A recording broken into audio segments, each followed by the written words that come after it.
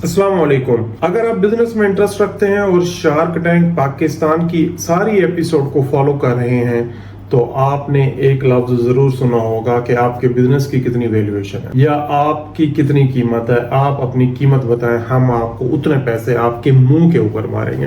तो इस तरह के अल्फाज सुनने को मिलते हैं और आज इस वीडियो में हम समझने की कोशिश करेंगे कि किसी भी कंपनी की वैल्यू को कैसे कैलकुलेट किया जाता है। किसी भी कंपनी को वैल्यू करने के मुख्तलिफ तरीके मौजूद हैं। मिसाल के तौर पे अगर आप मोबाइल मार्केट में मोबाइल को खरीदने जाते हैं तो वो आपको एक प्राइस बताता है कि इस मोबाइल की ये कीमत है। मिसाल के तौर पे आप सैमसंग के मोबाइल को लेने जाते हैं, वो आपको कहता है कि ये मोबाइल 50,000 का है। ये एक सैमसंग के एक यूनिट की वैल्यू आपको पता चल। अगर आप अंदाजा लगाएं इसी से कि मैंने सैमसंग कंपनी को खरीदना है और मेरे कितनी वैल्यू मैं उसकी लगा सकता हूं या दे सकता हूं, तो क्या आप सैमसंग के जितने मोबाइल बने हुए हैं सबकी वैल्यू इकट्ठी करके उसको बताएंगे कि आपने टोटल पूरे साल में 1000 मोबाइल यूनिट्स बनाए हैं तो आपकी इतनी वैल्यू बनती है। तो क्या कंपैरिजन ये ठीक होगा सैमसंग की कंपनी को वैल्यू करने के लिए? नहीं, ऐसा नहीं है। बिजनेस की लैंग्वेज में मुख्तलिफ तरीके मौजूद हैं, खास तौर पर जो आप कैलकुलेट करने के लिए इस्तेमाल करते हैं किसी भी बिजनेस की वैल्यू को। अब उसमें मुख्तलिफ तरीके हैं। अगर आप किसी लिस्टेड कंपनी की वैल्यूएशन को कैलकुलेट कर रहे हैं तो वो एक उसकी मुख्तलिफ वैल्यू होगी। एक अनलिस्टेड और एक प्राइवेट बिजनेस को आप वैल्यू कर रहे हैं तो उसकी एक अलग वैल्यू करने का तरीका होगा।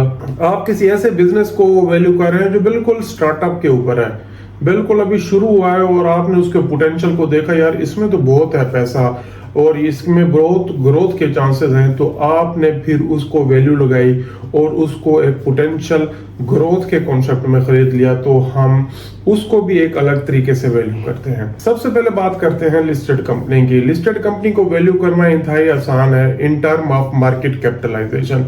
अब ये मार्केट कैपिटलाइजेशन क्या होती है? मार्केट कैपिटलाइजेशन एक सिंपल वे है, एक मैथमेटिकल कैलकुलेशन है कि आपने उस कंपनी के किसी भी डे एंड के ऊपर जो शेयर प्राइस है जो स्टॉक मार्केट में ट्रेड हो रहे हैं उस शेयर प्राइस को लेना है और आपने उस कंपनी के total number of shares outstanding के साथ मल्टीप्लाई कर देंगे तो एक मैथमेटिकल फार्मूला बन जाएगा मल्टीप्लिकेशन का, तो वो आपको टोटल वैल्यू बताएगा। अब मिसाल के तौर पे एक कंपनी है जिसके टोटल शेयर्स ही 1 लाख शेयर्स है और वो मार्केट में स्टॉक मार्केट के अंदर लिस्टेड है और वो इस टाइम 100 रुपए का शेयर उसका मार्केट के ऊपर ट्रेड हो रहा है। तो आप देखें कि उस कंपनी की टोटल वैल्यू फिर कितनी होगी।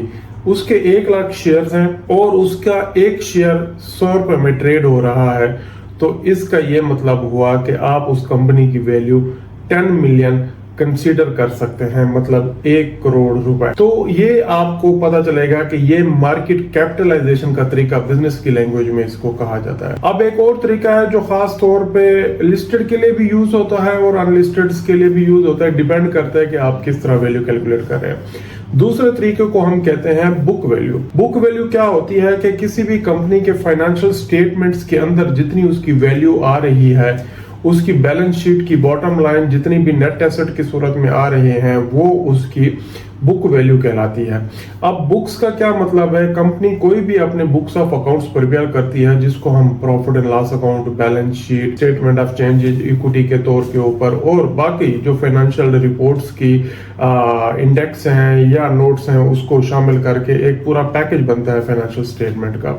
अब उन फाइनेंशियल स्टेटमेंट के अंदर पीरियोडिकली ईयर एंड के ऊपर कंपनी अपनी इंफॉर्मेशन को डिस्क्लोज करती है, तो उसमें जितनी भी बुक वैल्यू उसकी होती है वो मेंशन होती है। अब नॉर्मल बुक वैल्यू क्या होती है, किस तरह कैलकुलेट होती है? अगर आप समझना चाहते हैं कि यार ये बुक वैल्यू कैसे कैलकुलेट होती है, उसका सिंपल एक मैथमेटिकल फार्मूला है कि अगर किसी भी कंपनी के टोटल एसेट्स में से उसके टोटल लायबिलिटी माइनस कर दें, जो बाकी वैल्यू बचेगी वो उसके नेट एसेट होंगे। आप इसको नेट इक्विटी भी कह सकते हैं या शेयर ऑफ ओनरशिप भी कह सकते हैं। ये तरीका है किसी भी कंपनी की बुक वैल्यू को कैलकुलेट करने का। इसके अलावा एक और तरीका है जो बिल्कुल ही एट द एंड यूज होता है, जब आप खास तौर पर क्लोजिंग कर रहे हो या बेच रहे हो अपना सामान, तो उसको हम लिक्विडेशन मेथड कहते हैं। लिक्विडेशन मेथड कब इस्तेमाल होता है? जब कंपनी बिल्कुल बंद होने जा रही हो या शेयर होल्डर इसका डिसएग्रीमेंट के साथ चल रहे हो और वो चाहते हो कि अपना अपना शेयर बेचे और निकले, तो उस सूरत में फिर स्क्रैप की सूरत में जैसे आप कोई स्क्रैप बेचते हैं, इसी तरह फिर कंपनी का एक रेट लगता है। वो देखते हैं कि कंपनी के कितने प्लॉट है, मशीनरी है, बिजनेस है और कितनी कस्टमर बेस है, एक रेट लगाया जाता है और उसके साथ एक कस्टमाइज रेट एग्री हो जाता है, वो उसको लिक्विडेशन मेथड के तौर के ऊपर हम लेते हैं। कुछ और भी मार्केट के अंदर रेट मौजूद है, कैलकुलेट करने के तरीके मौजूद हैं, जिसको हम डिस्काउंटेड कैश फ्लो भी कह सकते हैं, प्राइस अर्निंग मेथड भी कह सकते हैं, रेवेन्यू मेथड भी कह सकते हैं। एक और तरीका है नेट कैश फ्लो का, उसको भी हम कंसिडर कर सकते हैं इस वीडियो में। सबसे पहले बात करते हैं प्राइस अर्निंग रेशो की। प्राइस अर्निंग रेशो एक ऐसी रेशो होती है जो आपको बताती है कि आप अपने शेयर प्राइस कि कितने मल्टीपल आप अर्न कर रहे हैं अपनी कंपनी में से। अब ये अर्निंग क्या होती है? नॉर्मली ये अर्निंग ये होती है कि किसी भी पीरियड का जो नेट बॉटम लाइन होती है, नेट प्रॉफिट जो होता है किसी भी कंपनी का, उसको उस पीरियड की अर्निंग कहते हैं। अब इस अर्निंग को कैलकुलेट हमने जब कर लेते हैं, जैसे फॉर एग्जांपल टॉप पे सेल होती है, फिर cost of sale, overheads, admin expense, depreciation, taxes pay करने के बाद एक जो फिगर आती है, हम उसको क्या कहते हैं? नेट अर्निंग कहते हैं। फिर इस अर्निंग की बेस के ऊपर अर्निंग पर शेयर कैलकुलेट की जाती है। उसका भी सिंपल मैथमेटिकल फार्मूला है कि जितनी अर्निंग आई है डिवाइडेड बाय जितने भी नंबर ऑफ शेयर उस कंपनी के हैं, तो अर्निंग पर शेयर आ जाती है उसकी। तो जब ये अर्निंग पर शेयर आ जाती है तो इसके जरिए आप कैलकुलेट कर सकते हैं कि आपकी प्राइस अर्निंग रेशो कितनी है। अब मिसाल के तौर के ऊपर अगर आप लिस्टेड है कंपनी, तो आप फॉर एग्जांपल जैसे हमने पहले एग्जांपल में कहा कि एक हमारी कंपनी ट्रेड कर रही है, उसके 1 लाख शेयर्स हैं, आज उसका एक शेयर 100 रुपीज में मार्केट में ट्रेड हो रहा है, तो हमने उसकी 10 मिलियन वैल्यू लगाई, मतलब 1 करोड़ की वैल्यू है। अब प्राइस अर्निंग रेशो के पर्सपेक्टिव में अगर हम इस वैल्यू को देखेंगे तो वो कैसे कैलकुलेट होगी? आपने ये कैलकुलेट कर लिया, जब आपने नेट प्रॉफिट में को अर्निंग पर शेयर में कन्वर्ट किया तो एक आपके पास वैल्यू आ गई फॉर एग्जांपल, और उस वैल्यू को जब आपने मार्केट प्राइस के साथ डिवाइड किया, मिसाल के तौर पे मार्केट प्राइस 100 थी, वैल्यू आई फॉर एग्जांपल 5 रुपए आती है, तो इसका मतलब है प्राइस अर्निंग रेशो का जो फार्मूला कैलकुलेट करेगा वो तकरीबन उसके 20 रुपए की कीमत आएगी। इसका मतलब है कि अगर आप किसी भी कंपनी के नेट अर्निंग रेशो कैलकुलेट करना चाहते हैं तो आप अर्निंग पर शेयर जितनी भी उसमें कंपनी की आ रही है उसको 20 टाइम मल्टीप्लाई करेंगे तो उसके एक शेयर की वैल्यू बन जाएगी वो। अब उस एक शेयर की वैल्यू को आप क्या करेंगे? टोटल नंबर ऑफ शेयर से जब मल्टीप्लाई करेंगे तो आपको पूरे कंपनी की वैल्यू मिल जाएगी। तो इसको हम कहते हैं प्राइस अर्निंग रेशो।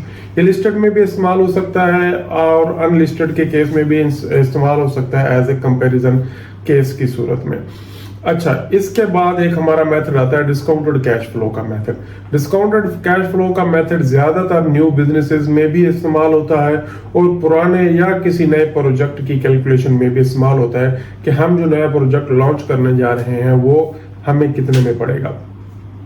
तो ये आप करने का आसान तरीका ये है कि आपने एक कैश फ्लो स्टेटमेंट बनानी है जिसमें आपने अपना total incoming cash less outgoing cash और उसमें से जो नेट बॉटम लाइन बचेगी आपने एक डिस्काउंट फैक्टर के साथ उसको कैलकुलेट करना है और सब वैल्यूज को आपने सम करना है।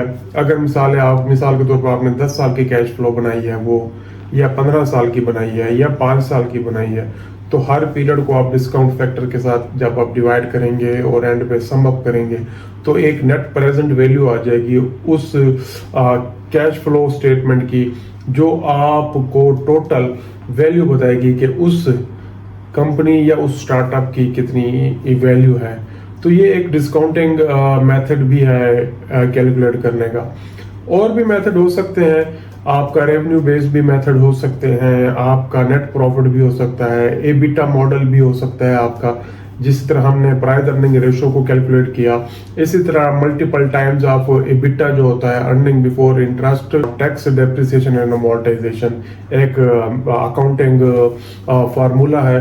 तो वो नंबर ऑफ मल्टीपल्स के जरिए आप उसको लगा सकते हैं और आप कैलकुलेट कर सकते हैं कि यार ये कंपनी की कितनी वैल्यू है।